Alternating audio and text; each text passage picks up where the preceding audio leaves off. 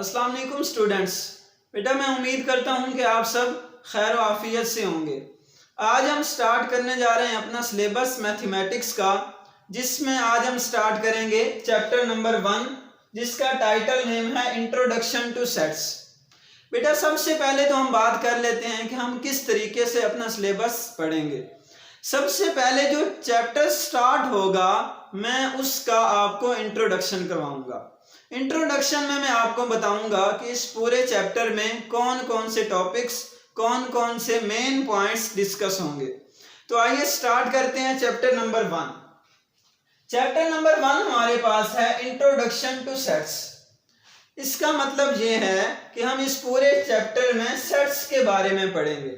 Sets के बारे में अगर पढ़ेंगे तो सबसे पहले हमें पता होना चाहिए कि सेट क्या होता है। तो सेट की जो डेफिनेशन बुक में लिखी हुई है वही मैंने यहाँ लिखी है और हम इसको एक्सप्लेन करेंगे कि सेट क्या होता है। तो आइए डेफिनेशन पढ़ते हैं। A set is a collection of well defined and distinct objects. क्या लिखा हुआ है? सेट क्या होता है? Collection of well defined and distinct objects. इस पूरी डेफिनेशन में अगर आप गौर करें तो 3 वर्ड्स ऐसे हैं जिसके मीनिंग हमें पता हो तो हमें पता चल जाएगा कि इस पूरी डेफिनेशन में क्या क्या कहा जा रहा है हमें। तो सबसे पहला वर्ड है कलेक्शन। कलेक्शन का मतलब होता है मजमुआ। बहुत सारे वर्ड्स, बहुत सारे नंबर्स या बहुत सारे अल्फाबेट्स भी आ सकते हैं इसमें। वेल डिफाइंड का मतलब ये होता है कि जिन्हें हम अच्छी तरह से जानते हों। ऐसे नंबर्स आ जाएं या ऐसे नेम आ जाएं या ऐसे अल्फाबेट्स आ जाएं जिनके बारे में हमें पता हो कि ये कौन सी कैटेगरी से बिलोंग कर रहे हैं। नेक्स्ट है डिस्टिंक्ट। डिस्टिंक्ट का मतलब होता है मुख्तलिफ। मुख्तलिफ का मतलब ये है कि जो आपका सेट होगा उस सेट में आने वाले सारे नंबर्स, सारे अल्फाबेट्स, सारे नेम वो डिफरेंट होने चाहिए, मुख्तलिफ होने चाहिए। ऑब्जेक्ट्स का मतलब ये है कि वो जो नंबर्स आ रहे होंगे, वो जो एलिमेंट्स आ रहे होंगे, उन सब को हम ऑब्जेक्ट्स कहते हैं। तो हमारे पास सेट की डेफिनेशन प्रॉपर ये बनी कि set is a collection of well defined and distinct objects.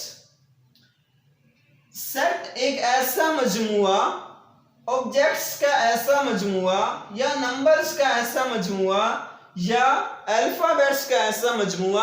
Basically इस ऑब्जेक्ट्स में सारे आ जाते हैं, नंबर्स भी आते हैं, अल्फाबेट्स भी। ये जो सेट में सारे एलिमेंट्स आते हैं उन्हें हम ऑब्जेक्ट्स का नाम दे रहे हैं यहाँ पे। तो ऑब्जेक्ट्स का ऐसा मजमुआ जो वेल डिफाइंड हो और डिस्टिंक्ट हो। अब बेटा ये 2 कंडीशंस हैं। जब भी आपके पास सेट आएगा आपने ये चेक करनी है दोनों कंडीशंस, क्या वो सेट इन दोनों कंडीशंस को सेटिस्फाई कर रहा है। तो आइए चेक करते हैं 2-3 सेट्स लिख के कि क्या वो सेट्स हैं या नहीं है, ताकि आपको अच्छी तरह से समझ आ जाए। फॉर एग्जांपल मैंने एक सेट लिखा 1 2 3 4 5। ये एक बेटा मैंने आपके सामने सेट लिखा है। इस सेट में देखें नंबर सारे के सारे मुख्तलिफ हैं और वेल डिफाइंड हैं। कैसे? 1 2 3 4 5 हमें पता है ये सारे के सारे नंबर्स हैं और नेचुरल नंबर्स हैं, तो वेल डिफाइंड की कंडीशंस भी सेटिस्फाई हो गई। नेक्स्ट कंडीशन थी डिस्टिंक्ट की। तो ये देखें बेटा सारे के सारे नंबर्स मुख्तलिफ हैं, कोई नंबर भी रिपीट नहीं हुआ, कोई नंबर भी 2 टाइम्स नहीं आया। तो इसका मतलब दोनों कंडीशन सेटिस्फाई हो गई, तो ये हमारे पास सेट है। एक और सेट लिखते हैं 1 2 4 7, आगे मैं लिखता हूं 2 3। ये मैं वैसे एग्जाम्पल देके आपको समझाने की कोशिश कर रहा हूं कि सेट बेसिकली होता क्या है। तो ये देखें इस सेट में नंबर्स आए 1 2 3 4 5 6 नंबर्स हैं इस पूरे सेट में, जिसमें 2 टाइम्स आ रहा है। ये देखें जो 2 है हमारे पास वो 2 बार आया इस पूरे सेट में। पहली कंडीशन तो सेटिस्फाई होती है कि वेल डिफाइंड तो है ये सेट, क्योंकि सारे के सारे नंबर्स नेचुरल नंबर्स हैं। दूसरी कंडीशन हमारे पास ये होती है कि सारे ऑब्जेक्ट्स या सारे नंबर्स उस सेट में आने वाले वो सारे डिस्टिंक्ट हों यानी मुख्तलिफ हों। तो ये सारे नंबर मुख्तलिफ तो हैं ही नहीं, क्योंकि 2 हमारे पास रिपीट हो गया, इसलिए ये दूसरी कंडीशन सेटिस्फाई नहीं हुई, तो ये सेट हमारे पास नहीं है। एक और सेट लिखते हैं जिसमें हम अल्फाबेट्स लिखते हैं A, B, C, D और E। ये देखें, ये एक सेट मैंने लिखा आपके सामने। इस सेट में देखें सारे अल्फाबेट्स आ रहे हैं, नंबर्स इसमें नहीं है, नंबर इनमें से कोई नहीं है, ये सारे के सारे अल्फाबेट्स हैं, इंग्लिश अल्फाबेट्स से बिलोंग कर रहे हैं। पहली कंडीशन सेटिस्फाई हो गई। दूसरी कंडीशन है डिस्टिंक्ट की, मुख्तलिफ की। तो ये देखें कोई हमारे पास अल्फाबेट भी रिपीट नहीं हुआ, कोई अल्फाबेट भी 2 टाइम्स नहीं आया, तो दूसरी कंडीशन भी सेटिस्फाई हो गई, इसलिए ये भी हमारे पास सेट है। उम्मीद है कि आपको सेट की एक प्रॉपर डेफिनेशन समझ आ गई होगी कि सेट किसे कहते हैं।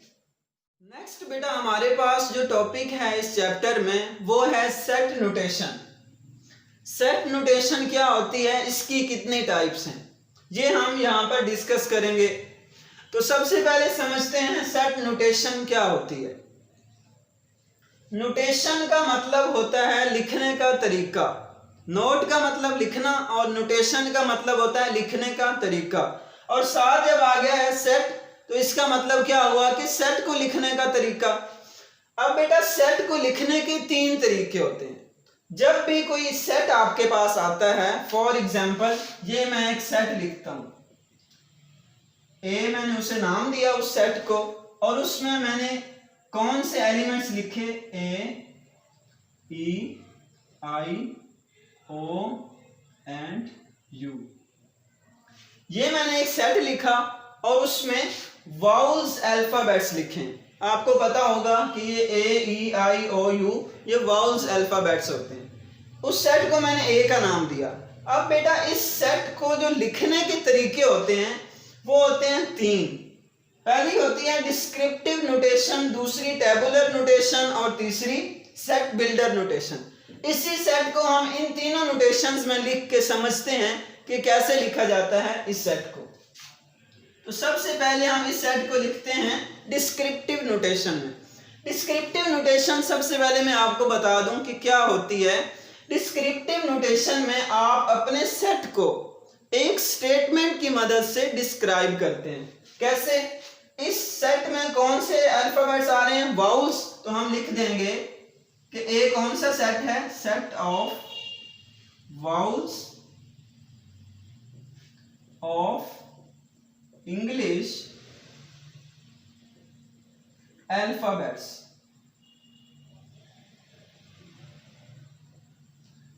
तो मैंने क्या लिखा कि ये जो सेट है ये किसका कौन सा सेट है, वाउल्स ऑफ इंग्लिश अल्फाबेट्स। ऐसे अल्फाबेट्स का सेट है जो वाउल्स हैं। तो ये हमारी हो गई डिस्क्रिप्टिव नोटेशन। नेक्स्ट बेटा है टेबुलर नोटेशन। टेबुलर नोटेशन क्या होती है, किसी भी सेट में जो एलिमेंट्स आ रहे होते हैं हम टेबुलर नोटेशन में उन एलिमेंट्स को कॉमास के जरिए सेपरेट करते हैं। जैसे इसमें आ रहे हैं ए ई आई ओ you, A E I O you, और आपने टेबुलर नोटेशन में सेट के एलिमेंट्स कॉमास के जरिए सेपरेट करने के बाद उन्हें ब्रैकेट्स में क्लोज कर देना होता है। आप कहेंगे बेटा आपने तो सर आपने यही सेट उठा के यहाँ लिख दिया, तो बेटा यही नोटेशन होती है सेट की टेबुलर नोटेशन। नेक्स्ट बेटा हमारे पास होती है सेट बिल्डर नोटेशन। अब बेटा बात करते हैं सेट बिल्डर नोटेशन की। सेट बिल्डर नोटेशन ऐसी नोटेशन होती है जिसमें मैथमेटिक्स के रूल्स अप्लाई किए जाते हैं। कैसे? फॉर एग्जाम्पल अगर आप उर्दू का एक जुमला लिखें तो वहां भी एक रूल के तहत कोई भी जुमला लिखा जाता है। अगर आप इंग्लिश की बात करें, इंग्लिश में कोई सेंटेंस लिखना हो तो उसका भी एक रूल है। वो रूल कौन सा है? इंग्लिश की बात करें तो पहले आता है सब्जेक्ट, फिर आता है वर्ब, फिर आता है ऑब्जेक्ट। इसी तरह से मैथमेटिक्स में भी जब सेट को डिस्क्राइब करने की बात आती है सेट की नोटेशंस की बात आती है, तो जब हम पहुंचते हैं सेट बिल्डर नोटेशन पे, तो वहां हमें मैथमेटिक्स के रूल्स फॉलो करने पड़ते हैं। अब बेटा लिखते हैं इस सेट को सेट बिल्डर नोटेशन में। इस सेट को हम सेट बिल्डर नोटेशन में कैसे लिखेंगे?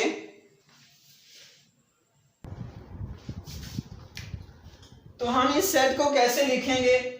सबसे पहले हम ये जो सेट में एलिमेंट्स आ रहे होते हैं, इनको हम किसी और अल्फाबेट के जरिए क्या करते हैं? रिप्रेजेंट करते हैं। कैसे?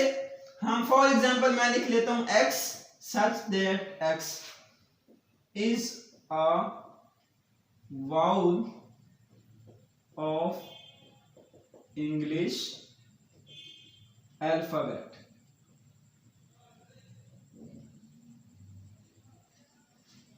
क्या मतलब है इसका, ये समझाता हूं मैं आपको। यहां मैंने लिखा x such that x, ये जो मैंने लाइन लगाई है दोनों x के दरमियान, इसका मतलब होता है such that। अब बेटा इसका मतलब क्या हुआ कि x जो है वो हमारे सेट के हर एलिमेंट को रिप्रेजेंट कर रहा है। x हम यहां पर एज अ रिप्रेजेंटेटर ले रहे हैं। x का मतलब ये है कि उस सेट का हर एलिमेंट क्या है? इंग्लिश अल्फाबेट में से है, जो कि वाउल्स होते हैं। तो ये मैंने सेट बिल्डर नोटेशन लिखी इस सेट की। अब आपको समझ आ गई होगी कि एक सेट को लिखने के लिए कितने तरीके हैं। वो हैं 3। पहला डिस्क्रिप्टिव नोटेशन, दूसरी हमारे पास है टेबुलर नोटेशन और तीसरी सेट बिल्डर नोटेशन। उम्मीद करता हूं बेटा आपको क्लियर हो गया होगा कि सेट नोटेशंस कितनी हैं और वो कौन कौन सी हैं और सेट को उन नोटेशंस में कैसे लिखा जाता है। इंशाल्लाह अगली वीडियो में हम टाइप्स ऑफ सेट डिस्कस करेंगे। तब तक के लिए अल्लाह हाफिज।